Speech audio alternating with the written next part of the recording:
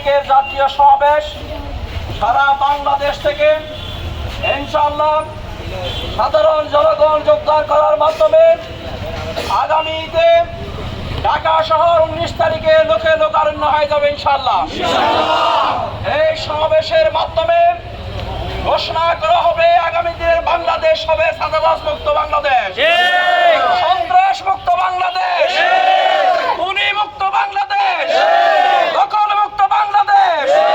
ইনশাআল্লাহ আগামী দিনে ন্যায় ইনসাফ ভিত্তিক সমাজ রাষ্ট্র ব্যবস্থা প্রতিষ্ঠায় বাংলাদেশের আপামর জনসাধারণ জামাত ইসলামীর পক্ষে, দাঁড়িপাল্লার পক্ষে ভোট দিয়ে আগামী বাংলাদেশ নিয়ে ইনসাফপূর্ণ বাংলাদেশ হিসেবে গড়ে তুলবে ইনশাআল্লাহ।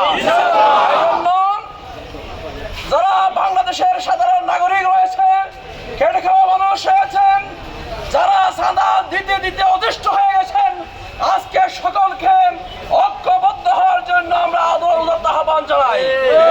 আমরা সকল ঐক্যবদ্ধ হবে জুলাই আগস্টে যেভাবে আমি ফ্যাসিস্টদের বিরুদ্ধে এদেশের মানুষ রাজপথে নেমে এসেছিল, আগামী দিনেও সেরকম ফ্যাসিস্ট এবং স্বৈরাচার মুক্ত বাংলাদেশ গঠনে সাধারণ জনগণকে নিয়ে ইনশাআল্লাহ জামাত ইসলামী এবং সাধারণ ছাত্র জনতা রুখে দাঁড়াবে ইনশাআল্লাহ।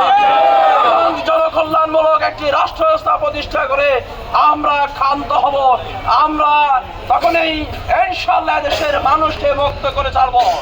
সংগ্রামী উপস্থিতি, আগামী 19 তারিখের মহাসমাবেশ সফল করার জন্য, জাতীয় সমাবেশ সফল করার জন্য রাঙ্গামাটির সাধারণ জনগণকে উদাত্ত আহ্বান জানিয়ে আমাদের আজকের এই প্রচারপত্র লিফলেট বিলি কার্যক্রম এখানে সমাপ্ত ঘোষণা করছে।